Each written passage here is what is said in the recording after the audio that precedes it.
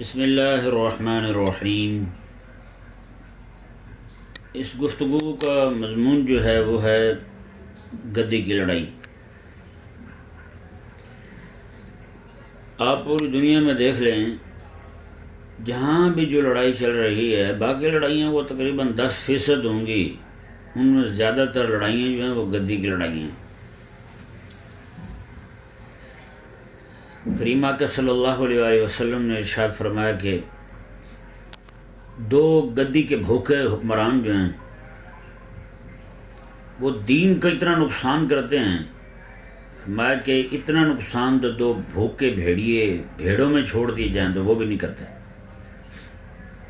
یعنی دو گدی کے بھوکے حکمران اتنا نقصان کرتے ہیں دین کا۔ یہ حدیث پاک جو ہے نا، یہ تو ہم اپنے موجودہ دور کے حکمرانوں کو دیکھ کر بخوبی سمجھ سکتے ہیں کہ یہ دین کا نقصان کیسے کر رہے ہیں۔ اہل کفر کو یہ پیشکش کرتے ہیں، آپ مجھے حکمران بنائیں، جس طرح کا مرضی دین پر حملہ کروا لیں، جس طرح کی مرضی دین پر پابندی عائد کر دیں، میں کچھ نہیں کہنے والا، میں بلکہ خود لگاؤں گا پابندی۔ آپ پھر مجھ سے زنا بالرضا کی بل پاس کروائیں، مجھ سے پھر ٹرانسجنڈر ایکٹ بنوائیں، مجھ سے جو مرضی کروائیں، مساجد کی اذانیں بند کروائیں، سپیکر بند کروائیں، میں سارا کچھ کرنے کو تیار ہوں۔ یہی تقریباً لبرل پارٹیاں جو ہیں وہ اہل کفر کو پیشکشیں کرتے ہوئے دکھائی دیتے ہیں۔ تو مطلب یہ بھی اپنی گدی کو مضبوط کرنے کے لیے گدی کے طلبگار ہیں، تو یہ نقصان کرتے ہیں پھر دین کا۔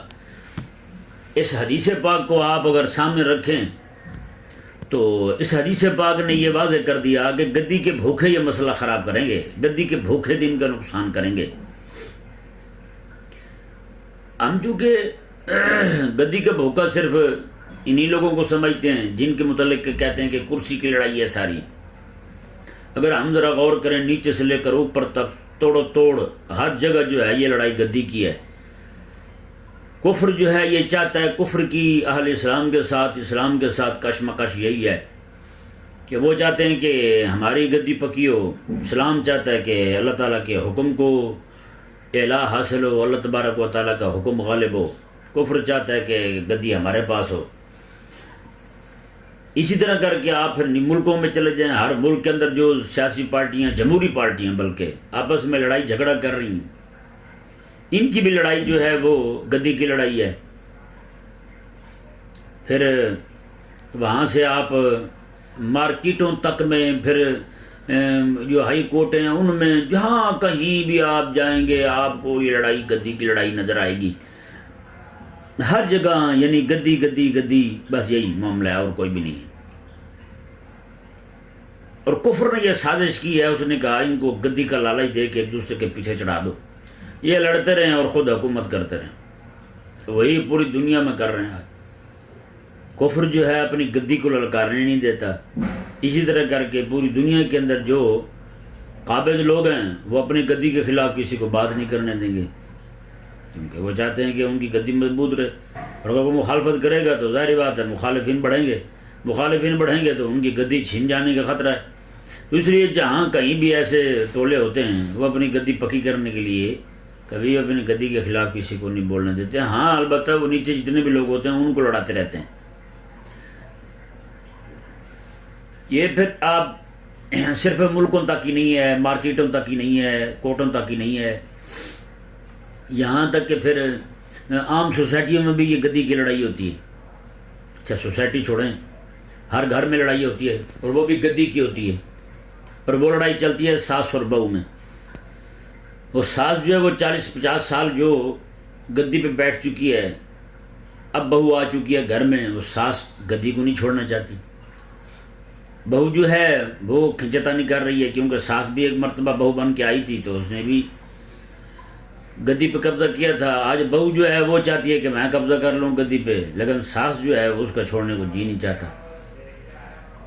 تو پھر ساس جو ہے نا اپنی گدی پکی کرنے کے لیے وہ بہو میں اور اس کے اپنے بیٹے میں لڑائی کروا دیتی ہے، یا پھر دو بھائیوں میں، جب اسے پتہ چلتا ہے کہ دو بھائی اکٹھے ہو کے، ان کی بیوی اکٹھی ہو کے میرے خلاف ہونے لگے ہیں، گدی میرے سے چھیننے لگی ہے، تو وہ دو بہوؤں کو آپس میں لڑا دیتی، بھائیوں کو آپس میں لڑا دیتی. سر گدی پکی یہ گدی پکی کرنے کے لیے آپ جہاں کہیں بھی آپ دیکھیں گے یہی کلیہ کار فرما ہے. بس لڑاؤ اور حکومت کرو، لڑاؤ اور گدی پکی کرو. یہی کچھ حال جو ہے یہ موجودہ دور کے قبر فروش مجاورین نے کیا ہے. یہ بھی یہی چاہتے ہیں کہ لڑاؤ اور گدی پکی کرو. آپ کتنے ایسے پیروں کو دیکھیں وہ حرام ہے ان پر کہ وہ جناب کہہ دیں کہ فلاں پیر کے مرید سے سلام کرنا جائز ہے یا فلاں پیر کو ملنا جائز ہے. اللہ ماشاءاللہ جو اہل حق ہیں ان کو تو اللہ تبارک و تعالی نے قلب کی صفائی سے ان کے قلوب کو مجلہ فرمایا ہے، منور فرمایا ہے، مصفہ بنا دیا ہے.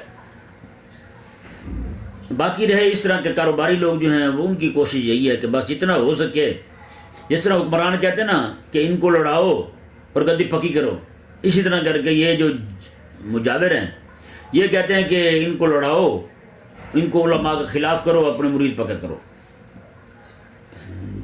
یہ جو کریمہ کا صلی اللہ علیہ وسلم کا فرمان شریف آپ کے سامنے پڑا ہے کہ دو بھوکے گدی کے جتنا نقصان دین کا کریں گے اتنا تو بھیڑیے بکریوں کا بھی نہیں کرتے، اتنے بھیڑیے جو ہیں وہ بھیڑوں کا بھی نہیں کرتے. تو آج بتائیں نا کوئی جو ہے نا مجاور اتنا نقصان کر کے وہ بھی اہل سنت سے خارج تھے، وہ بھی خارج تھے. پیچھے رہا کون؟ اس نے کہا جی ایک میں رہا ہوں اور میرے کچھ مرید بچے ہیں، باقی سارے اہل سنت سے خارج ہو گئے. ایک میں بچا ہوں حضرت صاحب اور باقی سارے جو مجھے حضرت مانے وہ بچے ہیں. بس دو بندے بچے ہیں، ایک میں اور مجھے حضرت کہنے والا وہ بچے ہیں، ان کے علاوہ کوئی نہیں بچا. آج آپ دیکھ لیں پوری دنیا کے اندر یہ جو مجاور ہیں بالکل اسی کلیے پر کار فرما ہیں، اسی کلیے کار بند ہیں کہ لڑاؤ اور مرید پکے کرو، لڑاؤ اور مرید بڑھاؤ، لڑاؤ اور اپنے آپ کو قابو کرو. یہاں پہ میں عوام کو بھی ذرا عرض کرنا چاہتا ہوں خدا کے لیے، آپ ان جاہلوں کے پیچھے لگ کے، آپ ان دو نمبر مجاوروں کے پیروں کے پیچھے لگ کے، دو نمبر پیروں کے پیچھے لگ کے آپ آخر علماء کی مخالفت کر کے کیا لینا چاہتے ہیں؟ بتائیں. اپنی آخرت خراب کرنا چاہتے ہیں؟ اللہ اکبر. حضرت سیدنا شیخ اکبر محی الدین ابن عربی رحمہ اللہ آپ ارشاد فرماتے ہیں کہ ان کے شیخ تھے حضرت سیدنا شیخ ابو مدین المغربی رحمہ اللہ. حضرت شیخ ابو مدین المغربی رحمہ اللہ جو تھے وہ حضرت سیدنا شیخ الامام عبد القادر الجیلانی رضی اللہ تعالیٰ عنہ کے تربیت یافتہ تھے. تو فرماتے ہیں کہ ان کے تربیت یافتہ، ان کے فیض یافتہ، ان کے حدیث میں شاگرد تھے. حضرت شیخ اکبر رحمہ اللہ ارشاد فرماتے ہیں کہ ایک بار میں نے ایک کوئی عالم تھے وہ ان کے شیخ حضرت شیخ ابو مدین مغربی رحمہ اللہ سے کسی مسئلہ میں اختلاف رکھتے ہوں گے، تو فرماتے ہیں میرے دل میں بھی اس عالم کے بارے میں کوئی میل آ گئی میرے دل میں اس عالم کے بارے میں. کہتے ہیں کہ ایک رات خواب میں حضور تاجدار ختم نبوت صلی اللہ علیہ وسلم کی زیارت ہوئی.